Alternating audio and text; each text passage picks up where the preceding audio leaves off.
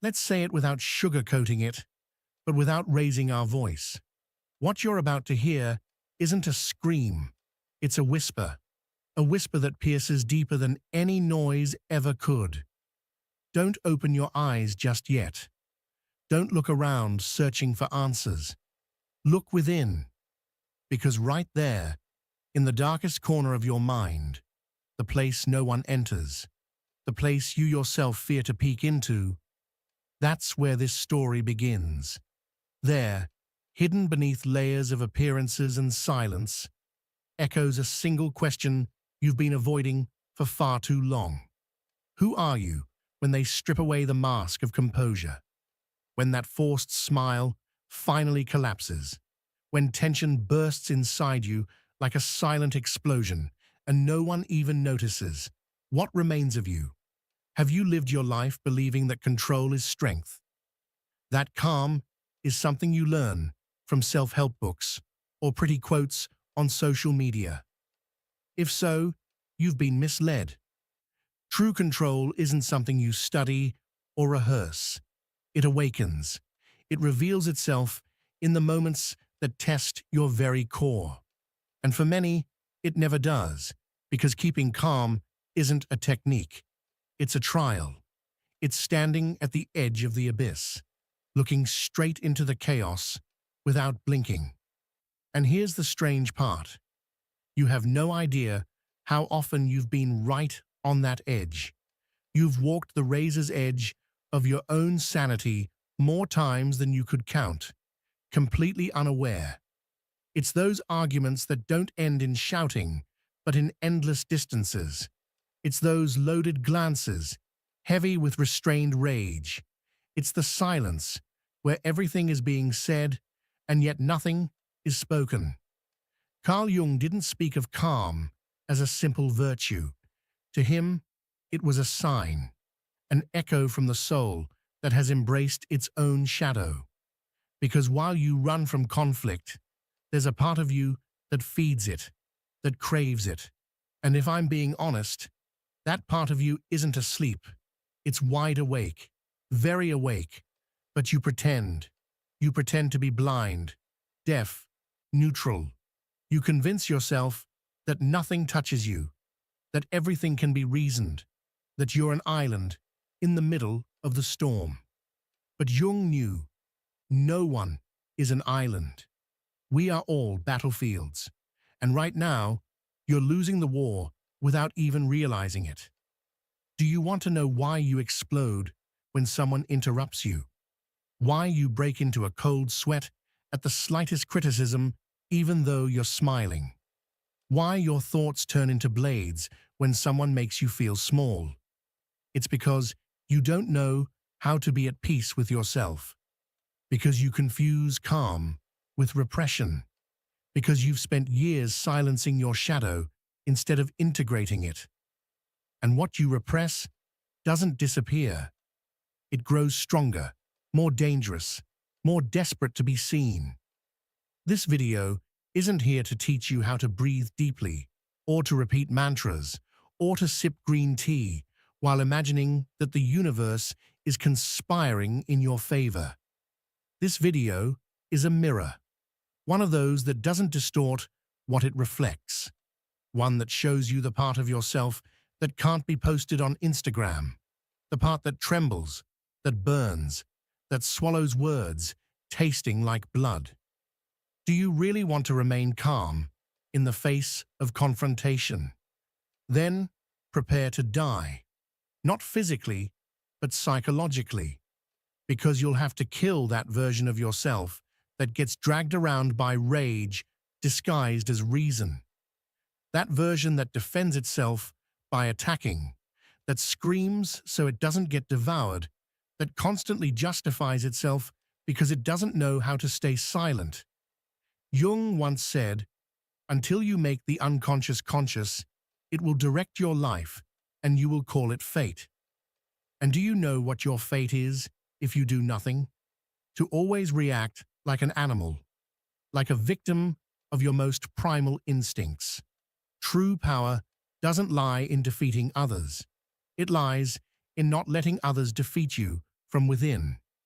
This is not just another video about self-esteem. It's not another piece of content meant to make you feel good for 5 minutes, only to explode again on the ones you love the most. This is a descent, and not everyone comes back from it. Because not everyone is willing to face what they carry inside. If you've made it this far, it's because something inside you is tired. Tired of pretending everything is fine. Tired of making excuses. Tired of losing control precisely when you need it the most. Today, you're not stepping into the labyrinth because I say so. You're stepping in because your soul is already there, wandering, calling out for you to finally show up and face it. So don't look away. Don't try to calm yourself. Don't breathe deeply in an attempt to soothe the discomfort. Do the exact opposite. Let yourself feel the vertigo, the tension, the uneasiness pressing on your chest, because that very discomfort is the doorway. And whether you like it or not, you're about to walk through it. Are you ready to meet the version of yourself that shows up when stillness is the only thing standing between you and the abyss? Don't leave just yet. If you think that the real danger lies in your anger, then you're still missing the core of the problem. Anger is just the tip of the iceberg. The real fire, the one that burns everything down, begins long before you raise your voice. It begins in silence, in those moments when you betray yourself quietly, when you say, "It's fine," even though every part of you is screaming that it's not.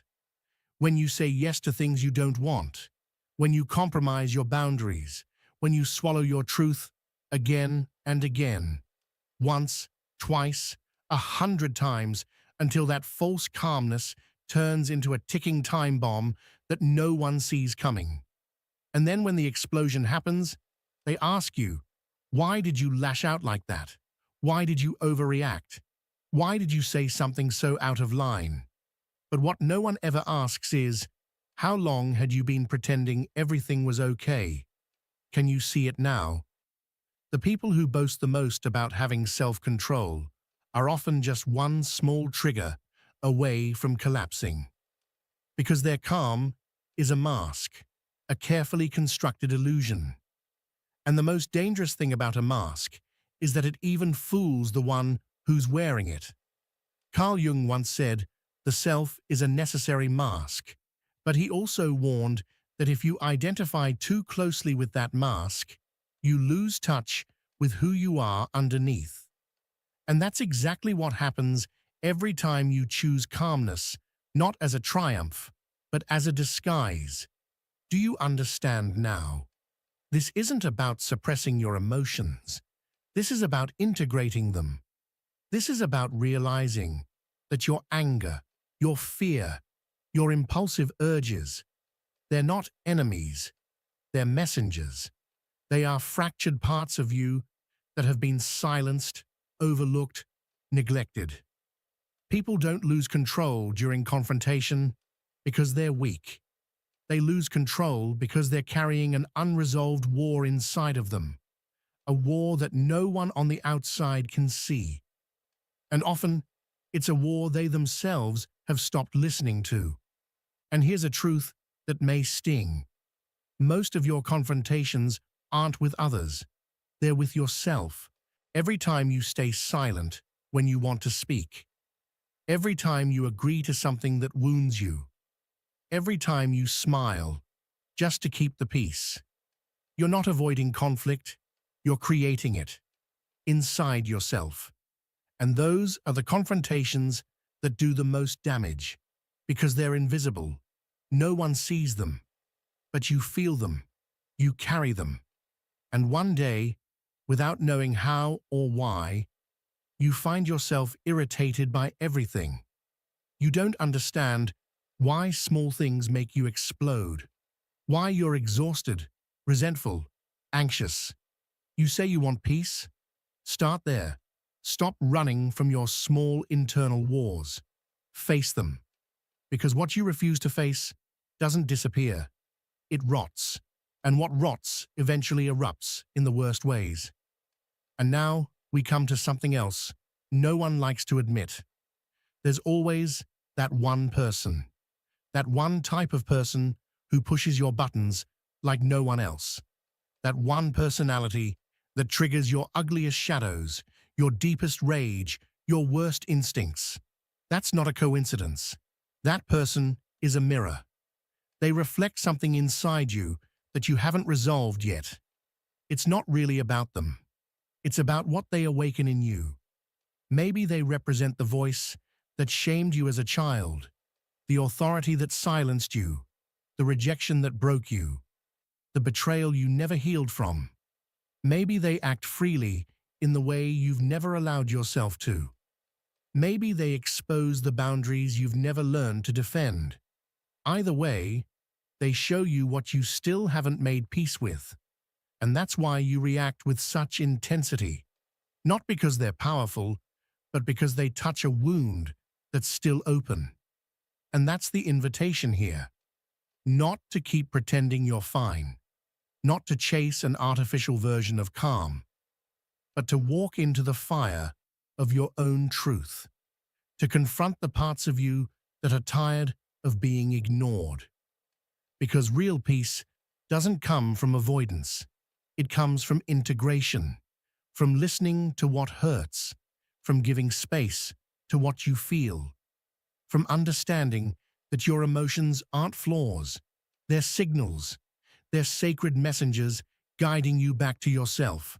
So stay with the discomfort, stay with the tension.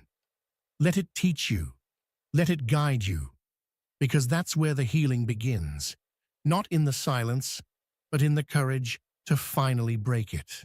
It might be someone who dominates you, who makes you feel small, or someone who manipulates you, who makes you doubt yourself. Pay close attention. Every confrontation that shakes your balance is a mirror, and the more uncomfortable it makes you, the more it reveals a part of yourself that you refuse to face. Don't resist that discomfort. Use it. Follow the thread. Trace it back to its origin. Because the real enemy is never the other person.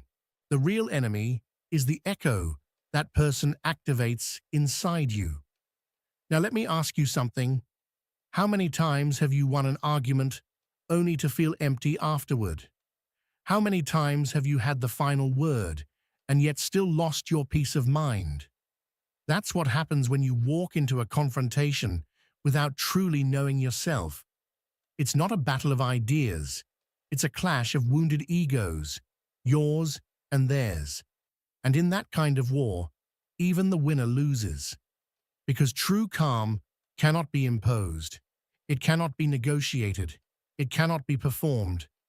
It can only be reached. And you reach it only when you no longer feel the need to prove anything.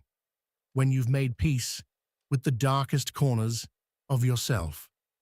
Let's talk about silence now. But not the superficial kind of silence. The real one, the internal one.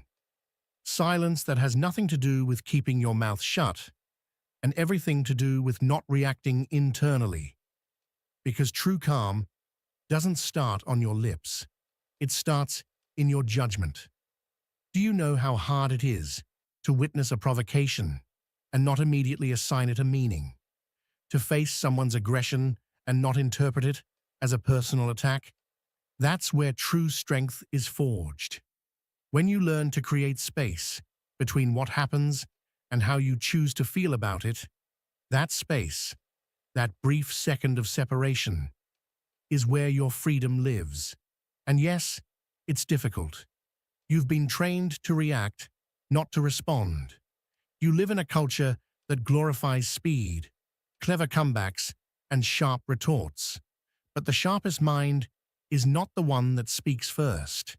It's the one that doesn't rush, the one that doesn't fall into the trap laid by others. Carl Jung once said, "He who looks outside dreams, he who looks inside awakens." And waking up hurts, because you begin to see everything you used to avoid. You see your pride. You see your need to always be right. You see your old wound, the one that cries out every time you feel unheard. You begin to notice the root of your anxiety hiding in every argument. But you also start to see something more, something you can actually choose. And that choice, that conscious decision not to feed the storm, that is the closest thing to real power. Do you want proof that you're growing? Look at how you react when someone falsely accuses you, when someone misinterprets you, when someone mocks you. Do you immediately jump to your own defense? Do you raise your voice so that your truth can be heard? Or can you remain grounded without needing to convince anyone of anything? That's where your growth is measured, not by what you achieve, but by what you no longer feel the need to prove. And now, let's go deeper into another shadowy place: your need to stay calm. So often, that calm doesn't come from wisdom. It comes from fear.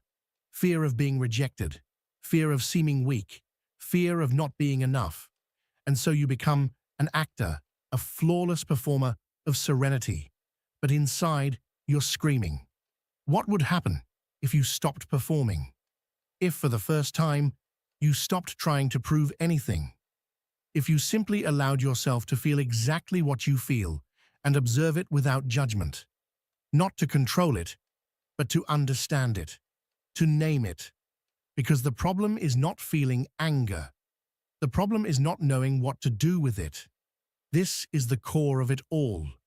Emotional management is not about repression, nor is it about spilling everything without filter. It's about understanding. And in order to understand yourself, you must stop lying to yourself. You must stop saying you're fine when you're not. You must stop using calmness as an excuse to avoid the conflicts you actually need to face. Not every confrontation is bad. Some are essential. Some actually save you. Some are the only way to set boundaries. And boundaries, whether people like them or not, are one of the purest forms of self-love. So the next time someone tries to provoke you, don't think of staying calm like it's some performance for the outside world. Ask yourself, is my calm a way of avoiding myself, or is it a way of affirming myself? Because there's a calm that is submission, and another that is mastery. And only you can decide which one you're practicing. And no, we're not done yet. There's something else. Something no one really tells you. Keeping your composure in the middle of confrontation isn't always about having the right words. Sometimes it's about knowing when to leave. Because there are battles that are never meant to be won by fighting. They're won by walking away. Not because you're running, but because you've grown. Because you finally realized that not every conflict deserves your energy. Some confrontations exist for one reason only: to steal your presence. And when you learn how to walk away without drama, you're not losing. You're choosing to protect your essence. And you know what's the most powerful part of all this? That some people will mistake your calm for weakness until they realize you're the only one in the room who doesn't need to raise their voice to own the space. This isn't about applause. This isn't about being better than anyone else. This is about real self-control. And real self-control isn't rigidity. It's conscious flexibility. It's moving like water, strong but fluid, grounded but flowing. Because like Bruce Lee said, be water, my friend. And no, that wasn't a marketing line. That was a warning. Those who don't learn how to flow, break. But you didn't come here to break. You came here to wake up. And if you're still listening, that's not by accident. Something in you chose to stay. Not out of boredom, not out of habit, but because this message touched a layer most people avoid. We're no longer talking about just staying calm. We're talking about transforming your entire existence, because calm, that's just the surface. What you're really learning is to not sell your soul, to not trade your inner peace for the cheap hit of a reactive emotion. You're training the invisible muscle of awareness, the one no one sees, but it holds everything together. And here comes the most powerful part. When you change the way you respond to conflict, conflict changes the way it shows up in your life. It's almost like the universe takes notice, like the battles begin to avoid you, not because you're afraid, but because you're no longer fuel for chaos. The fire can't burn what no longer ignites. Will there still be confrontation? Absolutely. But now, you won't be available to be dragged into it. Not because you think you're superior, but because you know yourself more deeply. Because you've gone into your own darkness and come back with something that can't be bought, can't be acted, and can't be faked. Presence. And that changes everything. Calm is not the destination. It's a sign that you've awakened, that you no longer react from your wounds, but from your choices, that you don't move from fear anymore, but from direction. And do you know what that makes you? Dangerous. Dangerous to manipulators, dangerous to chaos seekers, dangerous to those who thrive on noise. Because now you are silence that cuts, presence that weighs heavy, peace that makes others uncomfortable. When someone who's integrated their shadow sits across from you and doesn't flinch, something inside others starts to tremble. They don't know why, but they feel it. Because that calm isn't weakness. It's the echo of someone who has died and come back, wiser, deeper, untouchable. So here's the ending.